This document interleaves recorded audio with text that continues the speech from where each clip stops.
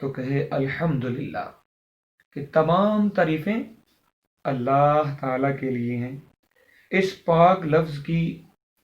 اتنی ان گنت برکتیں ہیں جنہیں شمار کرنا مشکل ہے، جنہیں بیان کرنا انسان کے بس میں نہیں، اور یہی وجہ ہے کہ ان الفاظ کو سب سے پہلے زبان سے نکالنے کا حکم دیا گیا ہے۔ اس کی سب سے پہلی رحمت یہ ہے کہ جب انسان الحمدللہ کہتا ہے، جب انسان الحمدللہ کہتا ہے تو زمین سے لے کے آسمان تک ساری فضا اللہ کی رحمت سے بھر جاتی ہے، اور جس جگہ اللہ تعالیٰ کی رحمت آ جائے وہاں کوئی غلط خیال پیدا نہیں ہو سکتا، وہاں غلط عمل کرنے رک جاتے ہیں، کوئی غلاظت باقی نہیں رہتی،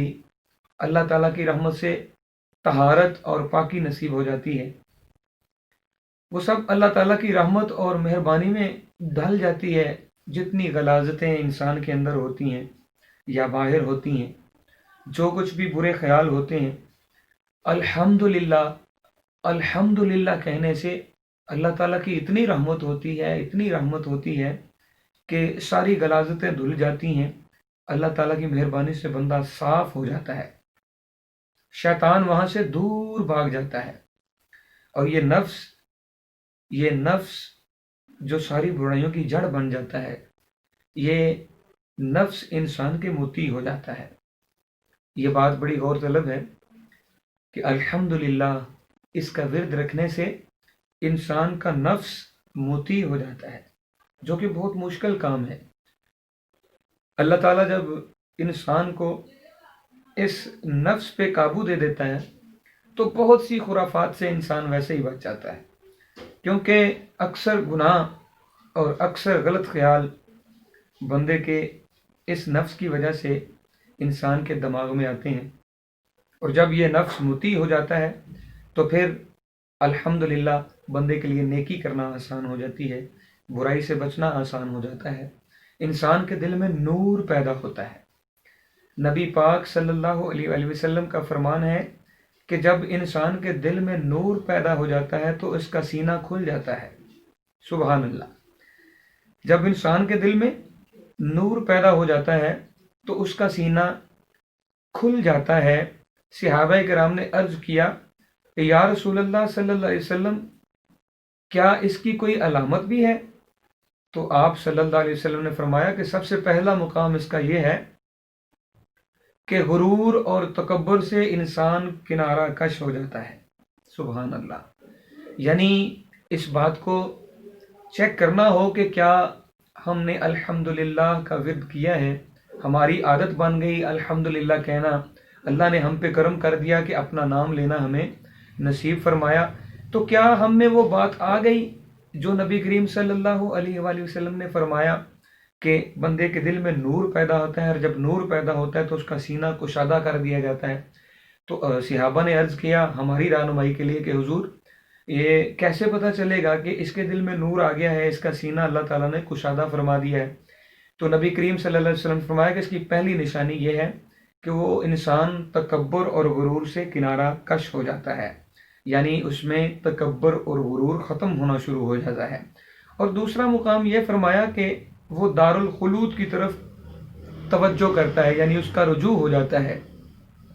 یعنی اس کا دنیا سے، اس کے کھیل سے، اس کے تماشوں سے اس کی رغبت کم ہو جاتی ہے، اور انسان کا دل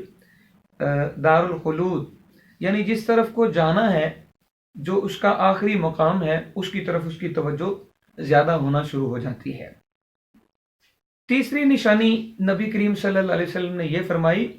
کہ وہ موت سے پہلے موت کی تیاری شروع کر دیتا ہے۔ سبحان اللہ۔ یعنی مرنا تو سب نے ہے، پتہ ہے سب کو کہ ہم نے مرنا ہے،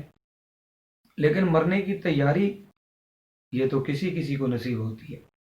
تو جو بندہ الحمدللہ اس کو اپنا ورد بنا لیتا ہے، الحمدللہ اٹھتے بیٹھتے الحمدللہ کہتا ہے، ہر کام کر کے الحمدللہ کہتا ہے،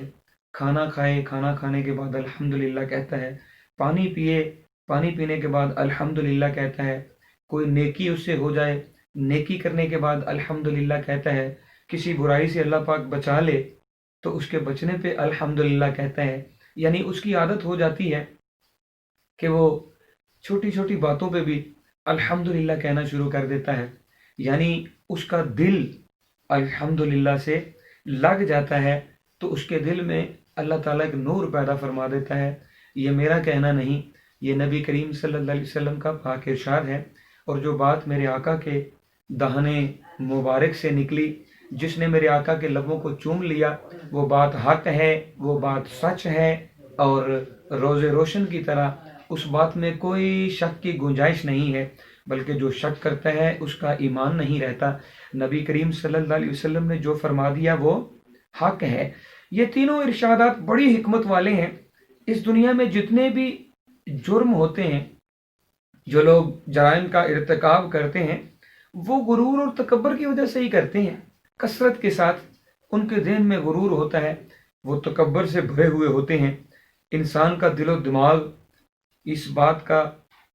اپنے آپ کو یہ منوا لیتا ہے، اس کا دماغ اور دل، کہ جو تو ہے وہ کوئی اور تو نہیں ہو سکتا۔ وہ یہ سمجھتا ہے کہ میں دنیا کی اس دوڑ میں سب سے آگے ہوں۔ یہ خیال اس کے ان جرائم کو جو وہ کر رہا ہے،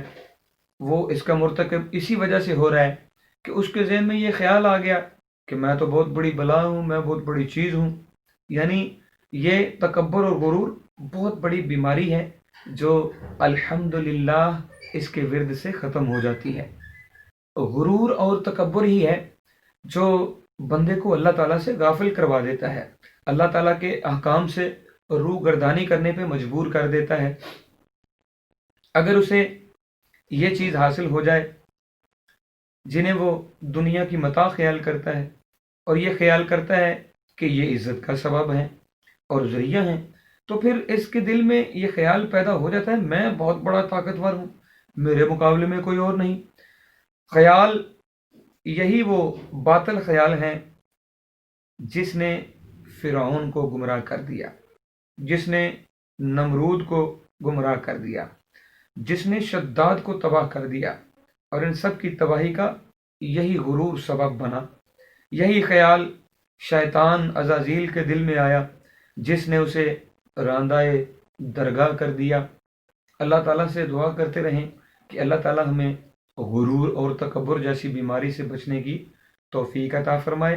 اور ہمیشہ الحمدللہ کہنا اللہ تعالیٰ ہمارا یہ وتیرہ بنا دے۔ ہمیں توفیق عطا فرمائے کہ ہم اٹھتے بیٹھتے اپنے کام کاج کرتے ہوئے ہم اپنی عادت بنا لیں کہ اللہ تعالیٰ کا ہر حال میں شکر ادا کرنا ہے۔ اللہ تعالیٰ مجھے بھی اور آپ کو بھی اس بات پر عمل کی توفیق عطا فرمائے۔ وما علینا الا البلاغ المبین۔